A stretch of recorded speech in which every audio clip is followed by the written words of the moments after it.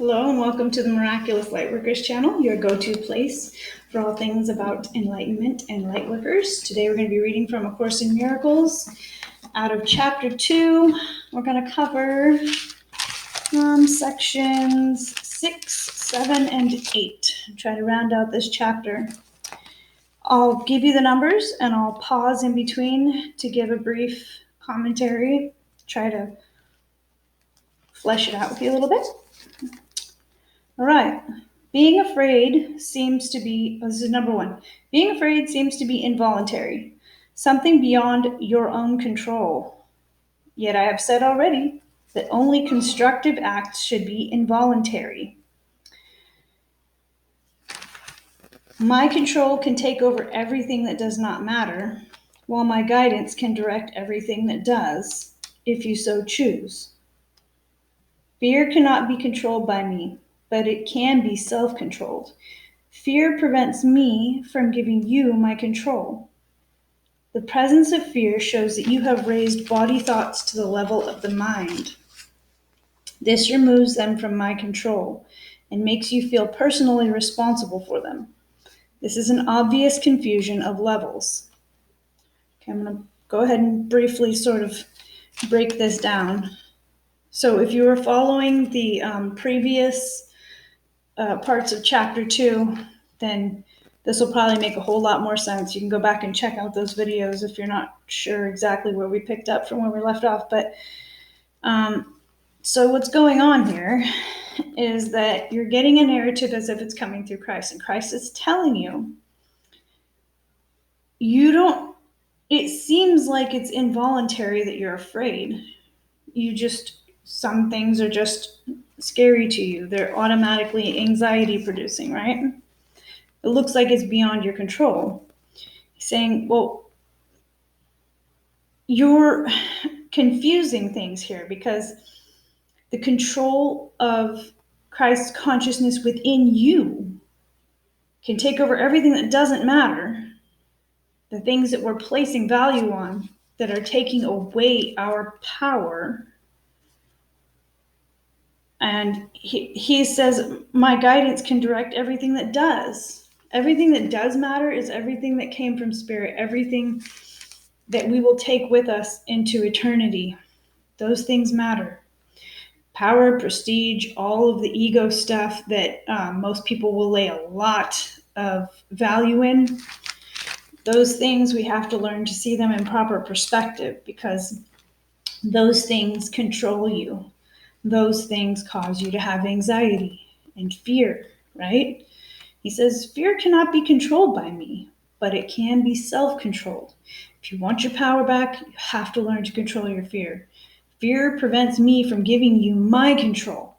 So when you get into this body level consciousness where you're scared of what's happening and how people will view you and all these other things, that is where you have to get a hold of it, because you cannot receive power from the Holy Spirit when you're in that state. It's impossible, because you're confused and you really are reducing yourself to a body in this world and not understanding the power of your spirit and the importance of your spirit. The body one day we will have to lay aside. You need to understand that what goes with you is where the true importance is. That's where you need to put your value. The presence of fear shows that you have raised body thoughts to the level of the mind. And this removes them from my control, makes you feel personally responsible for them. This is an obvious confusion of levels. So there's a lot of talk about this before you get to this point in the text, where it's trying to point out that there is confusion of levels of your body, your mind, and your spirit. And as you're confusing them, it really muddies the water. You can't figure out what's real and what's not. Okay, so we'll move on to part 2. I do not foster level confusion, but you must choose to correct it. You would not excuse insane behavior on your part by saying you could not help it. Why should you condone insane thinking? There's a confusion here that you would do well to look at clearly. You may believe that you are responsible for what you do, but not for what you think. The truth is that you are responsible for what you think, because it is only at this level that you can exercise choice. Everything stems from that. What you do comes from what you think. You cannot separate yourself from the truth by giving autonomy to behavior. I keep having to stop and just pause, otherwise I'm going to lose the thoughts because I have to share it with you to break it down. So what's going on here is this is about personal responsibility. We had a reading from dailymeditations a day or two ago about that, how important it is to understand how to take responsibility and be accountable for what it is that you're doing and thinking. Okay, so let's continue. This is controlled by me automatically as soon as you place what you think under my guidance. This is where it comes down to thinking thoughts with God, with the mind of God, thinking how God would think and thinking with Him. Whenever you're afraid, it is a sure sign that you've allowed your mind to miscreate and have not allowed me to guide it. Number 3, it is pointless to believe that controlling the outcome of misthought can result in healing. When you are fearful, you have chosen wrongly. That is why you feel responsible for it. You must change your mind, not your behavior, and this is a matter of willingness. You do not need guidance except at the mind level. Correction belongs only at the level where change is possible. Change does not mean anything at the symptom level where it cannot work. So let's go back for just a moment here. This small willingness to change your mind does change your behavior. Everything comes from there. You'll automatically modify your behavior if your mind is thinking correctly, if you're clear and you're solid in your thinking process. And it feels complicated at first because you don't want to surrender. That's very threatening to the ego. So they're not talking about that yet at this point. But what's going on here is we surrender our power to the illusion of our ego, thinking that it's going to protect us. And then we do things based out of that fear state and feel responsible for it. And there's a lot that can be done in the correction with a miracle to absolve us of that through the atonement process. But we get very confused because we are sure that our ego is going to be threatened if we just trust in the power of spirit to guide us forward. Okay, moving on. Number 4, the correction of fear is your responsibility. When you ask for release from fear, you are implying that it is not. You should ask instead for help in the conditions that have brought the fear about. These conditions always entail a willingness to be separate. At that level, you can help it. You are much too tolerant of mind wandering and are passively condoning your mind's miscreations. The particular result does not matter, but the fundamental error does. The correction is always the same. Before you choose to do anything, ask me if your choice is in accord with mine. If you are sure that it is, there will be no fear. I'm going to pause before we move into 5. So this is really what would Jesus do kind of moment, because when you're thinking at that level and you're sure that your action is the same as your master, there's no fear. There's no reason to be scared if you know you're doing the will of the one who sent you.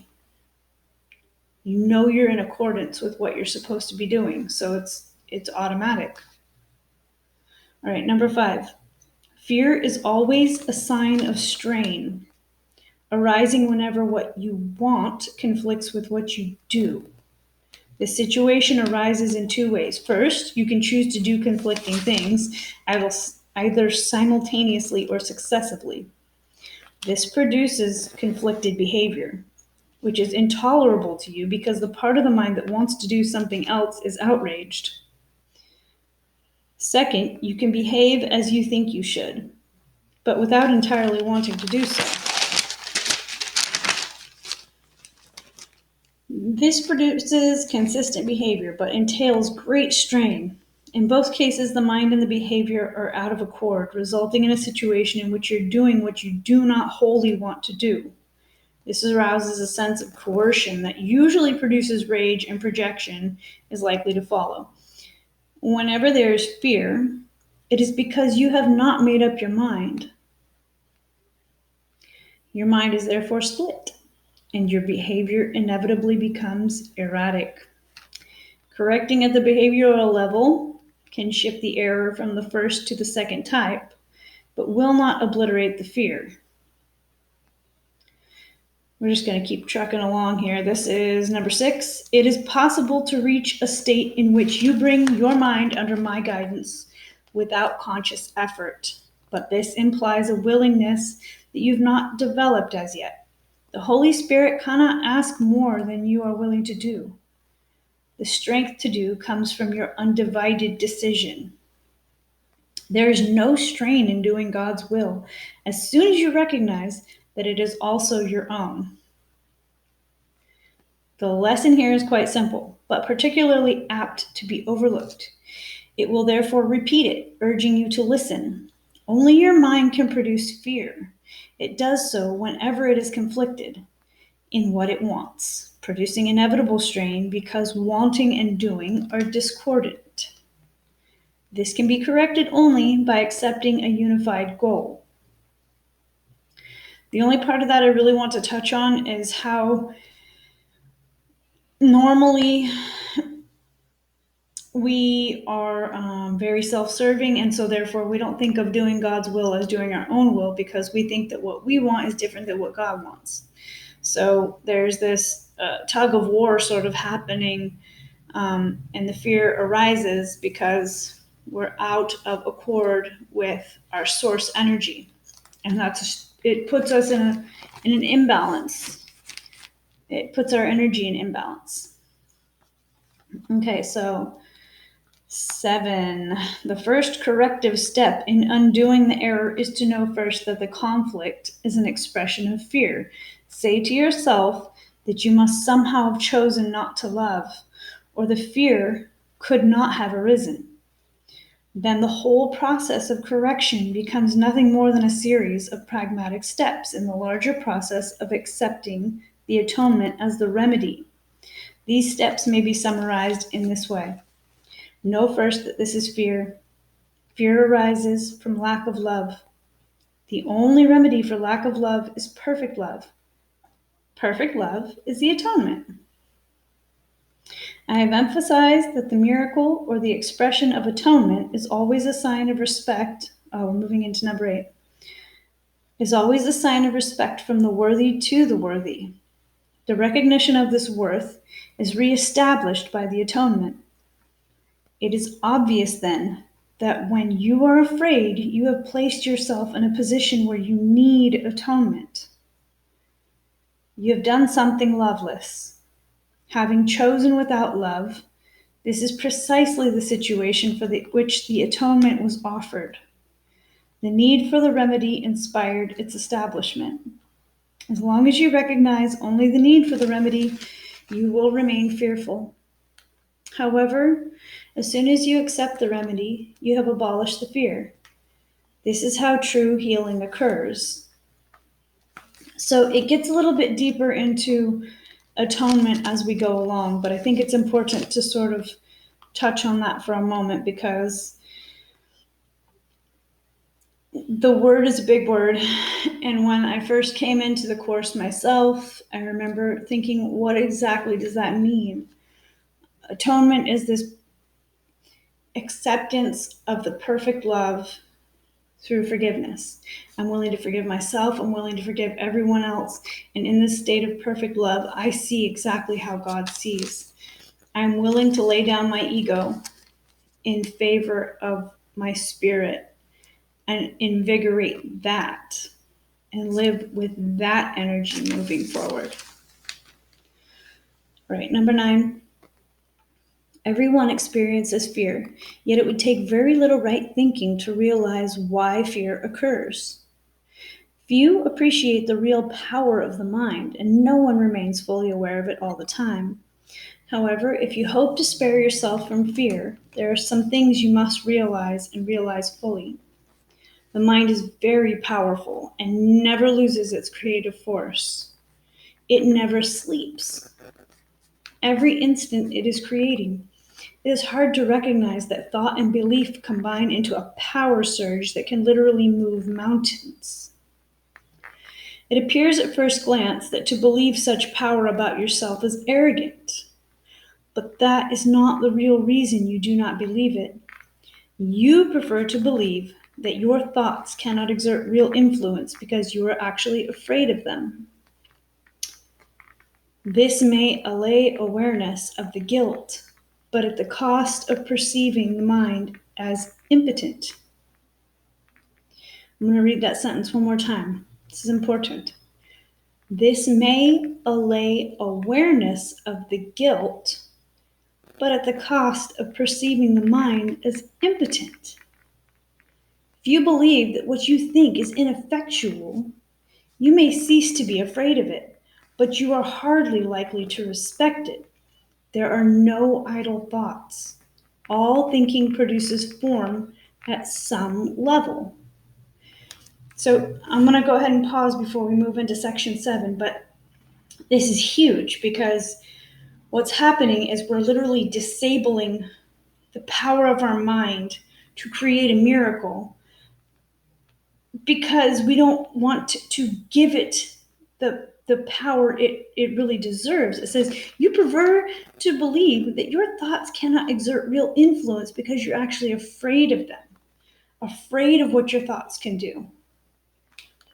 But you never have idle thoughts. You're always creating at some level. You're either creating positively or negatively, and you don't have a choice. That's what you start to realize the deeper you get into this. You're always teaching, and you don't have a choice about this.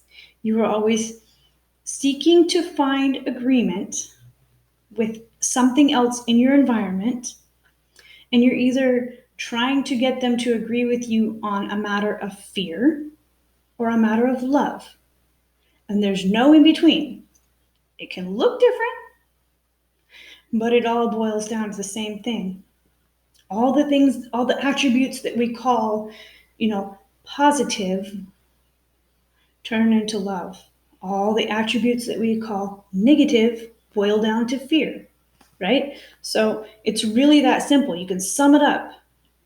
Instead of all of the vast sort of fragmented ways of looking at things, you can bring it down to 2 simple concepts. It's either love or it's fear. That's it. There's nothing else. Moving on. Section 7, cause and effect. Number 1, you may still complain about fear, but you nevertheless persist in making yourself fearful. I've already indicated that you cannot ask me to release you from fear. I know it does not exist, but you do not. If I intervened between your thoughts and their results, I would be tampering with a basic law of cause and effect, the most fundamental law there is. That's all about free will. And Spirit won't take it from us. I would hardly help you if I depreciated the power of your own thinking. This would be in direct opposition to the purpose of this course. It is much more helpful to remind you that you do not guard your thoughts carefully enough. You may feel that at this point it would take a miracle to enable you to do this, which is perfectly true. You are not used to miracle-minded thinking, but you can be trained to think that way. All miracle workers need that kind of training. Number 2, I cannot let you leave your mind unguarded, or you will not be able to help me. Miracle working entails a full realization of the power of thought in order to avoid miscreation.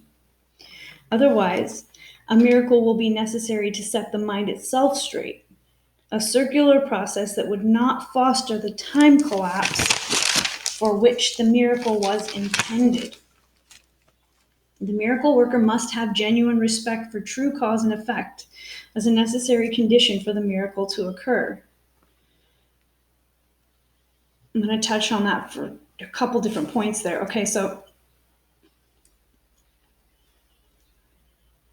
that has a lot to it. That's very potent. So miracle is intended to make a time collapse occur, essentially, to bring you closer to the wholeness of your spirit, so there's no more obstruction between you and eternity and anchoring heaven on earth, okay? The miracle worker has to have a genuine respect for the true cause and effect as a necessary condition for the miracle to occur.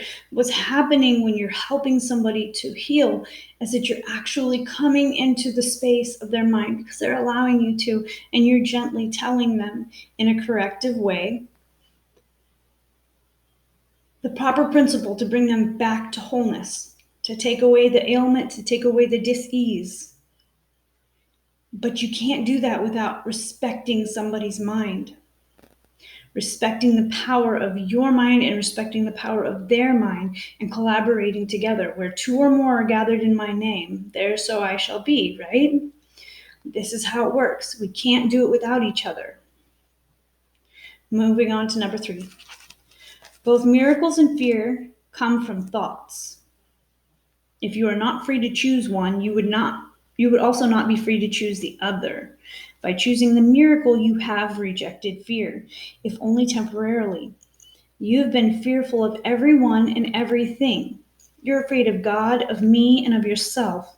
You have misperceived or miscreated us and believe in what you have made. You would not have done this if you were not afraid of your own thoughts. The fearful must miscreate because they misperceive creation. When you miscreate, you are in pain. The cause and effect principle now becomes a real expediter, though only temporarily. Actually, cause is a term properly belonging to God, and his effect is his Son. This entails a set of cause and effect relationships totally different from those you introduce into miscreation. The fundamental conflict in this world, then, is between creation and miscreation. All fear is implicit in the second, and all love in the first. The conflict is therefore one between love and fear. Like I said before, all things boil down to love or fear. And in the truest sense of creation, fear eventually dissolves. So it's not truth, it's illusion, but we give it so much value that it looks quite real. But love is all-encompassing. This is what we read before in the text. And what's all-encompassing cannot have an opposite, but we believe it does. So we create this reality around us. But the good news is we have the power to transmute that as well through the power of our mind. Our minds are incredibly powerful. Okay, number 4. It has already been said that you believe you cannot control fear because you yourself made it, and your belief in it seems to render it out of your control.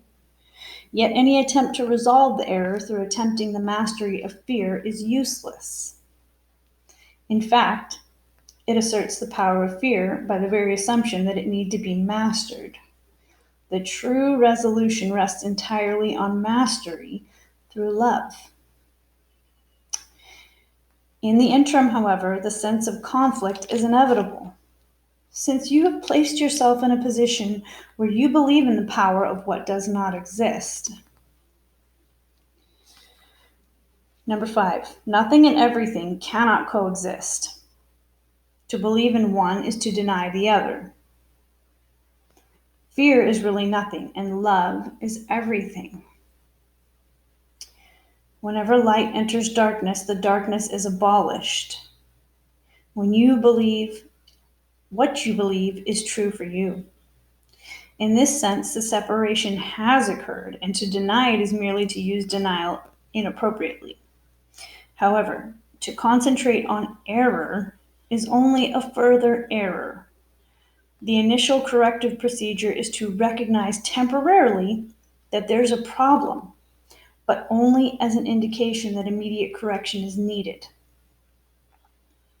This establishes a state of mind in which the atonement can be accepted without delay. It should be emphasized, however, that ultimately no compromise is possible between everything and nothing. Time is essentially a device by which all compromise in this respect can be given up. It only seems to be abolished by degrees, because time itself involves intervals that do not exist. Miscreation made this necessary as a corrective device. The statement, "For God so loved the world that he gave his only begotten Son, that whosoever believeth in him should not perish, but have everlasting life," needs only one slight correction to be meaningful in this context.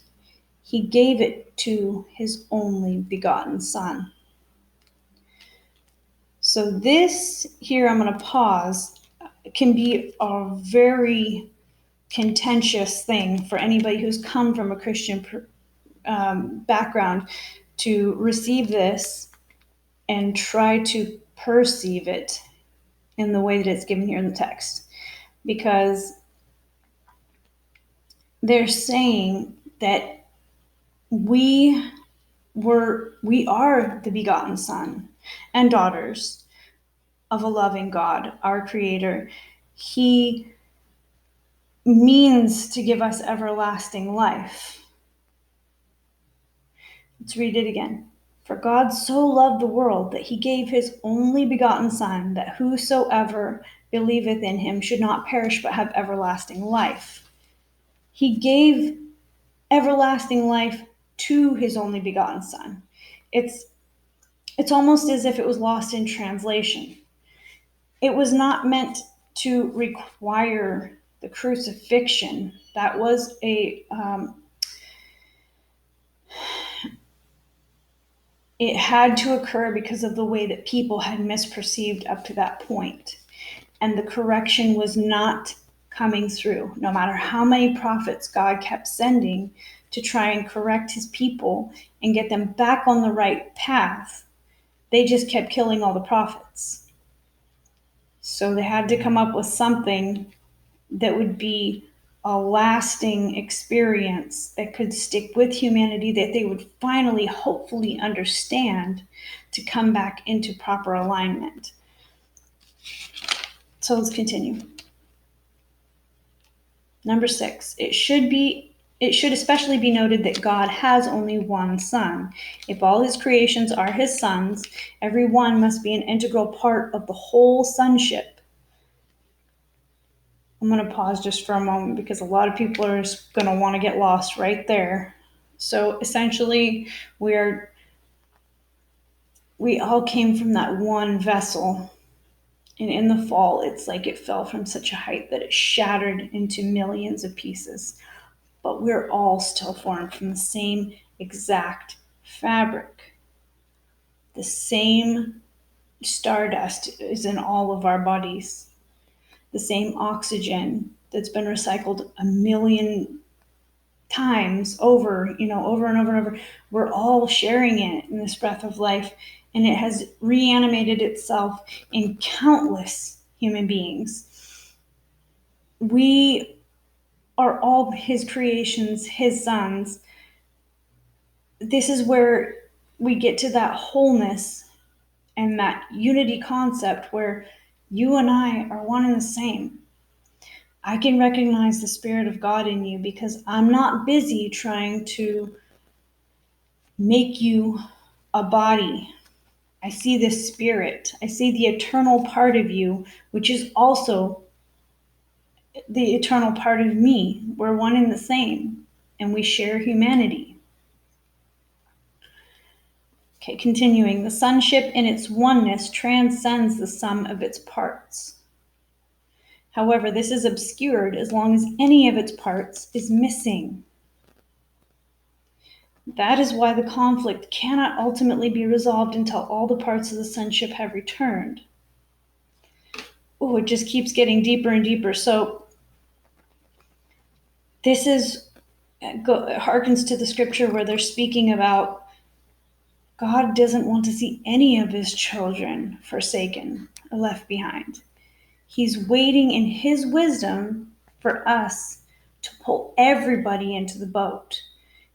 And we feel like that's impossible because we see so much of the lie around us, so much of the distortion, that we just think that's not something how can I help make that happen even, you know? And a lot of people will never even attempt to be a part of healing it. So those are the ones you got to grab up first, the people who believe that there's no part of this atonement process that involves them or it requires them. That is why the conflict cannot ultimately be resolved until all the parts of the sonship have returned. This is why it's taking forever. This is why Jesus said, the kingdom of heaven, it's here, it's at hand, but you do not perceive it.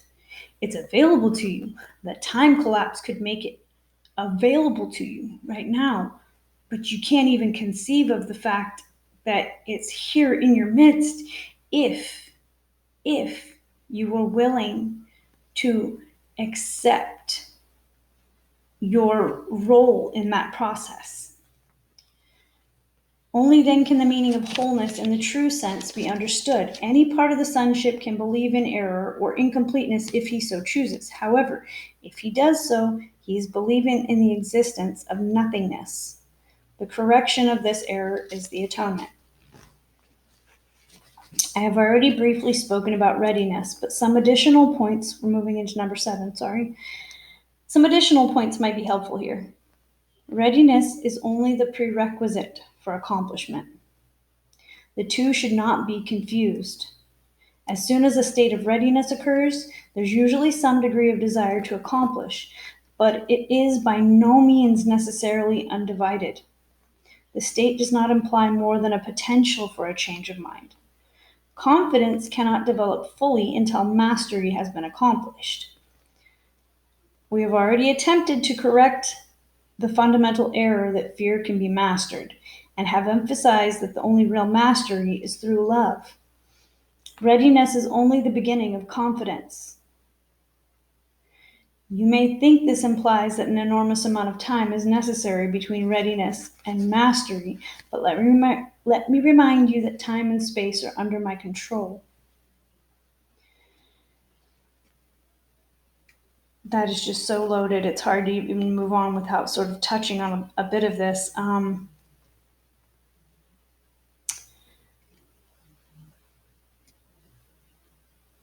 The state is implying that there's a potential for a change of mind, but your confidence cannot develop fully until mastery has been accomplished. So it's like I had this concept in my mind before I started working with miracles. And in my head, it was something different sort of than what it was when Spirit just started guiding me. And I just started doing what I was being directed to do. And that's when the sense of confidence came in, and I said, oh, I see it. I feel it happening. And my conviction is there now. I have confidence about it now because it's not conceptual. It's happening, and I'm witnessing it as I'm participating in it. And it's tangible now. It's not just metaphorical. It's not just conceptual. This is reality. It's happening. Okay, moving on to number 8, section 8, the meaning of the last judgment. This is going to be a little bit heady, and people who come from a Christian background are probably going to have a bit of it. It's going to be interesting. If you don't have a Christian upbringing, you'll probably be able to accept this a lot easier. Number 1. One of the ways in which you can correct the magic miracle confusion is to remember that you did not create yourself. You are apt to forget this when you become egocentric, and this puts you in a position where belief in magic is virtually inevitable.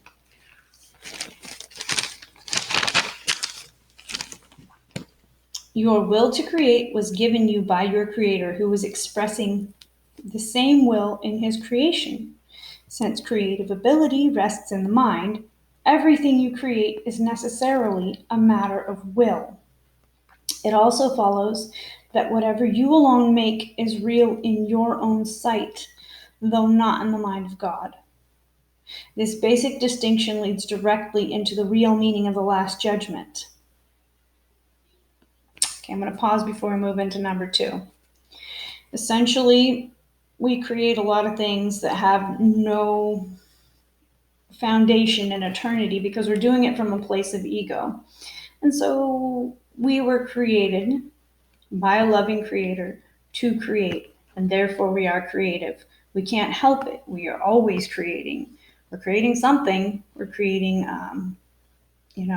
miracles, or we're creating fear, or we're creating something with our hands that will eventually dissolve into, back into the big melee of eternity where it will never be seen again. So what they're trying to point out is you have this vast creative potential, but using it properly is what it comes down to. Most of us, it takes a long time to figure out what that means, how to use it creatively. Okay, number 2. The Last Judgment was one of the most threatening ideas in your thinking. This is because you do not understand it. Judgment is not an attribute of God. Stay with me here. It was brought into being only after the separation, when it became one of the many learning devices to be built into the overall plan. Just as the separation occurred over millions of years, the Last Judgment will extend over a similarly long period, and perhaps an even longer one. Its length can, however, be greatly shortened by miracles, the device for shortening but not abolishing time. If a sufficient number become truly miracle-minded, this shortening process can be virtually immeasurable. It is essential, however, that you free yourself from fear quickly, because you must emerge from the conflict if you are to bring peace to other minds. Number 3, the Last Judgment is generally thought of as a procedure undertaken by God. Actually, it will be undertaken by my brothers with my help. It is a final healing rather than a meting out of punishment. However much you may think that punishment is deserved, punishment is a concept totally opposed to right-mindedness, and the aim of the Last Judgment is to restore right-mindedness to you. The Last Judgment might be called a process of right evaluation. It simply means that everyone will finally come to understand what is worthy and what is not. After this, the ability to choose can be directed rationally. Until this distinction is made, however, the vacillations between free and imprisoned will cannot but continue. Number 4. The first step toward freedom involves a sorting out of the false from the true. This is a process of separation in the constructive sense and reflects the true meaning of the apocalypse. Everyone will ultimately look upon his own creations and choose to preserve only what is good, just as God himself looked upon what he had created and knew that it was good. At this point, the mind can begin to look with love on its own creations because of their worthiness. At the same time, the mind will inevitably disown its miscreations, which without belief will no longer exist. Number 5, the term Last Judgment is frightening, not only because it has been projected onto God, but also because of the association of last with death. This is an outstanding example of upside-down perception. If the meaning of the Last Judgment is objectively examined, it is quite apparent that it is really the doorway to life. No one who lives in fear is really alive. Your own last judgment cannot be directed toward yourself because you are not your own creation. You can, however, apply it meaningfully and at any time to everything you have made and retain it in your memory, only what is creative and good.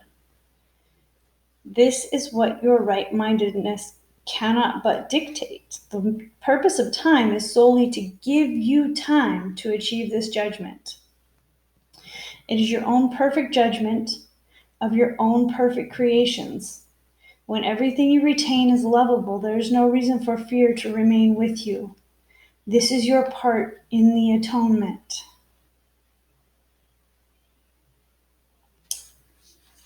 That's really, there's so much to digest in that, and I don't even know how to expound on that and make it any better than what is said here, except to say, when we think last judgment, we think of the vision that John of Patmos was having in Revelation, where he's seeing all of the destruction and the sorrow and the famine, and just it's a really from an ego perspective, that's a scary thing to try to imagine that unfolding within 7 years. My experience with Revelation, after having read it dozens and dozens of times, is that it is not linear. And so it's not in 7 years as people would like to bring it together like that. But the scriptures are amazing the way that they're put together, because it's meant to take what people think when they are trying to be clever and disguise it from those who would try to use it to validate their own understanding. But if you look at it, there's things that's been occurring in Revelation for a really long time. And those things did not occur in John of Patmos' day, because some of the things he was describing didn't even exist then. But you can see that there's pieces of it that are coming together. And so when they're talking about the final judgment, a lot of people are referring to this vision he was having, which is he's trying to relate to people a very esoteric experience. He was having a vision. He was taken up in the spirit. And so what was occurring was like a vision in his mind, you know? And then he's coming back and trying to explain all of these things that had come into his awareness. Like he downloaded all this information and then he was like trying to get it on paper, you know, to preserve it. But some of these things were just so cloaked in allegory and mystery that us today, we can't really conceive of it. This is why a lot of people give up when they're reading Revelation, is because it's very complex. But when we're talking about the last judgment, what they're telling us here in the Course is essentially, you have done a lot of miscreation, but that can be absolved of you, and it will eventually. Our ego is really threatened by it because our ego has us believing in all of our own actions and things that have laid down sort of the fabric of our life and made the tapestry of our life, and that we're forever bound by things that we've done to others or that others have done to us. And in a sense, your ego believes that it created you. It wants to deny the power and divinity of God. In so doing, it becomes very fearful, though, because it realizes that it is not real and it will dissolve, but it has no ability to even come close to touching what Creator has made for us and of us, what Creator has brought us here to do. But if we're responding to the call of what God has sent us for, the ego has to be sort of gently laid aside in favor of doing what is lasting in eternity. I'm going to go ahead and leave you with that thought. That is the conclusion of chapter 2 of A Course in Miracles. I really appreciate you guys coming and listen to this and, share your thoughts, what you think of these things. Some of these things are really controversial. Some of this stuff takes a lot of time, and, there's clearly resistance for most people, especially having been brought up on a different doctrine, that this alternative translation can be a very incredible challenge to try and accept that. So join us next time as we all come together to uplift, enlighten, and ascend. Bye now.